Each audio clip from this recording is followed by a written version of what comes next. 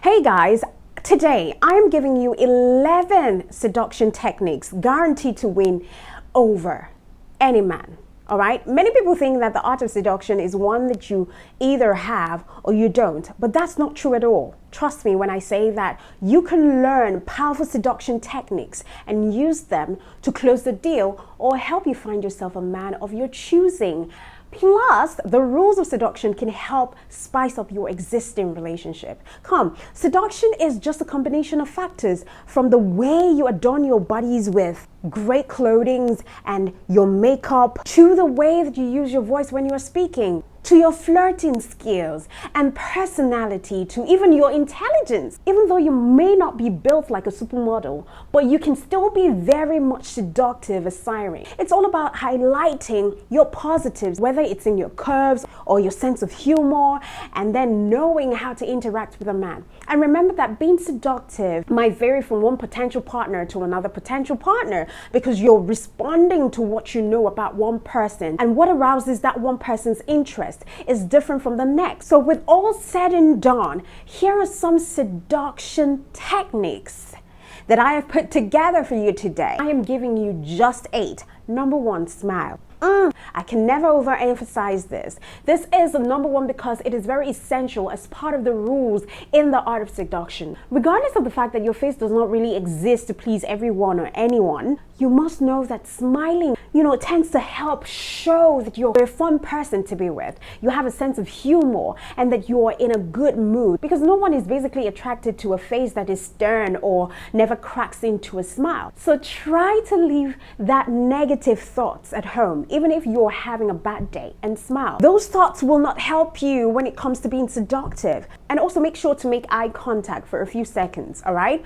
But not so long that you seem like a serial killer, because you don't want to be looking at someone like that. So just basically smile. That's number 1 requirement for being a great seductress. And then number 2, in order for you to seduce, you must dress to impress, you must dress to kill. Because baby, the first time you meet someone, they immediately make judgment about you based on your appearance, not even based on the things you say first. So if you're looking to impress your potential lover, you would want to look your best, your absolute best, and highlight areas of your face and your body. Plus, I don't know who needs to hear this. Look, when it comes to sex and romance, a business suit just doesn't cut it. Don't wear it. The trick is to look for dresses that create or that cater to your style and your body type. And there are just some dresses that don't make the cut for certain body types. So know your body type, know your skin tone, figure out your style, albeit unique, and accentuate your best body features, and you're good to go. So you may have to just look a little harder for a dress that falls at the right length and accentuates your body if you're both curvy or you're short. However, the truth is that the right outfit will boost your confidence wherever you are, which is a sure way to help you become much more seductive. Number 3, don't forget what's underneath. I hate it when girls take care of their outlook, but when it's time to get down and dirty, your undergarment is chaotic to the sight. See, if you must seduce, make sure to seduce both in and out of clothes. Make sure that when he sees you and gaps for your outward appearance, he's also going to be blown away in amazement of what it looks like with you being without your clothes. Don't care to look so good outwardly and you fail woefully inwardly. And I actually doff my hat to ladies who take the time to wear matching lingeries. It's a beauty to behold for me as a woman. Now, how much more men? Because when it's just the 2 of you alone, you might want to lose a few layers of your clothes and step out in some stunning lingerie. So the same rules about shopping for your body also applies to your inner wears. Pick pieces that you know that you're confident flaunting. Otherwise, your discomfort will work against you. Even if it's just a cute bra and panty set that you wear under your sexy clothes, it just should make you walk taller and straighter. The 4th way to seduce your man is learning how to flirt as a woman. The truth is that some people are naturally flirtatious, but most of us have got to learn. It's simple. Just remember to smile, have fun, make appropriate eye contact and, you know, physical contact as well. So if it's with someone that you don't really know or you're just meeting, please try to flirt in a classy way, not a trashy way, where you're trying to trace your lips with your tongue. Now, that's for those who are into some one night stand or they're into hookups. If he's your man, then that can also suffice. And if any of my tips don't work for you, then we can move on to the next, which is being a great kisser. Look, kissing is just a skill that would serve you well both when you are getting to know someone and when things are getting hot and heavier, because kissing is truly a wonderful, I think, activity on its own, which is why I can't recommend making out enough. Because what a sizzling kiss can do is that it can leave him wanting more in all the right ways, which is why you should ensure that your technique will surpass anything he has ever experienced or felt before. Use a little bit of tongue, nibble his lips, explore his body with your mouth or with your hands, and, you know, just breathe warmly against his skin to get his heart racing. And I have a gift for you up here. It's a video on how to kiss like a pro and make him hard like a steel. Now, this video has all of the information that you need to know to be a great kisser, and thank me later. All right, number 6 way on how to seduce him is knowing how to use your body language. Now, body language is such a big deal. It's such a powerful tool that you can use to your advantage, but some people just don't think about it a lot. Body language can indicate comfort or interest in someone.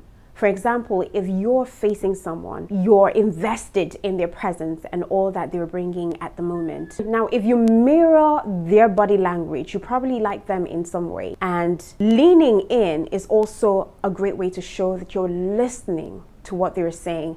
But in the midst of all of that, try to give a good cleavage shot if you're wearing that right clothing. But on the other hand, crossed arms is typically a sign of being closed off. So you might want to stop it. And also, turning your body away from your subject shows disinterest in that person that you're speaking with. So you might accidentally do these things if you're a bit socially awkward or even if you're just cold. So learning to express positive and relaxed body language cues that a man can pick up on, even if he doesn't realize he's doing it, is very key. Advise that if you want to seduce a man, then you should uncross your arms and your legs. You could point your knees, that's when you're sitting, or your feet at the person that you're interested in. You could also play with your hair or even allow your shoes to dangle from your feet. That would definitely indicate that you're relaxed and you're a little bit flirtatious. Plus, touching your mouth to make his gaze move towards your lips can help to arouse his subconscious thought towards you. And also remember to keep a good posture during all of these things that I'm telling you right now. Number 7, I need you to hold on to sex and sexual situation if you want to be a great seductress.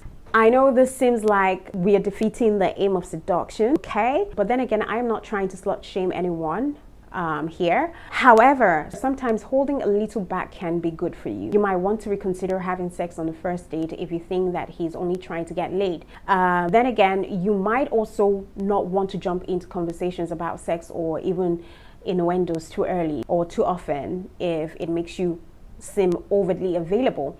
So if you're looking for a serious relationship, you will want to spend plenty of time outside of the bedroom. Trust me, this is one mistake that we always make as women, trying to please the man that we are getting to know. And most times it comes to bite us in the ass because we're too quick to give the coochie too soon to this person without figuring out their intentions for us. So even if their intentions are pure, you still need to hold off on sex. I'm not saying that you cannot make out in a very hot, steamy way with this guy, especially if he's too hot and you cannot resist him, like he's talking to you and you're dripping, your coochie is dripping. But you see that strafing, keep it at bay for the longest time. It's part of the reason he's still coming back. And who knows, it might be the reason he either leaves because he's not getting some of it, or it might be the reason that he sees you different and wants to commit. When a man gets the whole cow and the milk together too quickly, the interest fades, and that's the fact. The woman is now left to keep up with the chase, and oftentimes it just leads her chasing and chasing and chasing and giving and giving. Have you ever noticed that when you give into sex with this man, some of them stop chasing and the table turns and you be the one chasing? It's because they've got the milk in the cow. Part of getting him to chase you is keeping it chaste. Men will hate me for saying this, but it's the truth. If you want the milk, then have the cow. You know how best to get the cow. All right? These are mistakes that we have made as women. Lastly, number 8, I think that you need to develop an air of mystery. See, when you're first getting to know someone, you will love to ask questions, right? You would like to ask and answer a lot of questions. But part of seduction is you trying to leave a little to their imagination and not just oversharing. These are skills that you will need to master if you want to be a great seductress. It might sound odd, but being a bit mysterious or not finishing up on your sentences can have quite an interesting effect on a man's psychology, even everyone. They might tend to want to know, okay, so what is it you're about to do, or what is it you're planning on doing? You're not also oversharing about your past as well too. You just leave them wondering more about you and who you really are. Let them wonder about you. I need to state that while you may think that most seduction techniques involve putting on your best Marilyn Monroe impression, the truth is that sometimes it takes a little less than all of what I have just mentioned before now to be a seductress. What I need you to carry home is that as long as you're comfortable and confident within yourself, seduction will come more naturally than if you try on a role that doesn't fit your personality. Plus, then again, seduction isn't always about those cliche techniques, because men often respond to other seductions even if they don't necessarily seem seductive to an outsider. So if you do stuff like paying attention to him, he might find it more seductive than the rest of the other things that I had mentioned earlier. Pay attention to the things that matter to him. This may be his family, it could be his interests, it could be his client at work, it could be the things that he spends time doing, volunteering or something like that. For some men, gadgets and technology are of utmost importance to them, while your potential lover might prefer to focus on politics and making the world a better place. But the fun part of that is that you might not share all of his interests, but just paying attention to the things that matters to him is all that can be seductive to him. So ask insightful questions, allow him to open up about his interests, his passion, the things that he loves to do, and keep eye contact so that he knows that you're interested, you're truly interested. You can even cultivate common interests with him by learning some of his interests. All right, and I'm also hoping that he would do the same for you. Even if you're both movie buffs or you're just listening to cover bands, your common interests can bring you both closer together and help you, seduce him into your life for good. Then again, if you don't have anything in common, why not just ask him to teach you about something that he loves? Maybe in that way you would find it really enjoying to play video games with him or to watch football, even if you've never given it a second thought before. Just because certain seduction techniques are so tied to being yourself, you will need to also work on self-esteem and confidence if it's a low one that you have.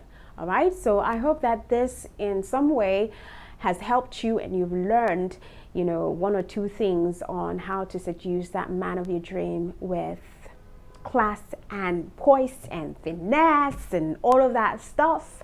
Until I come your way again, you have a swell time and know that I love you. God bless you.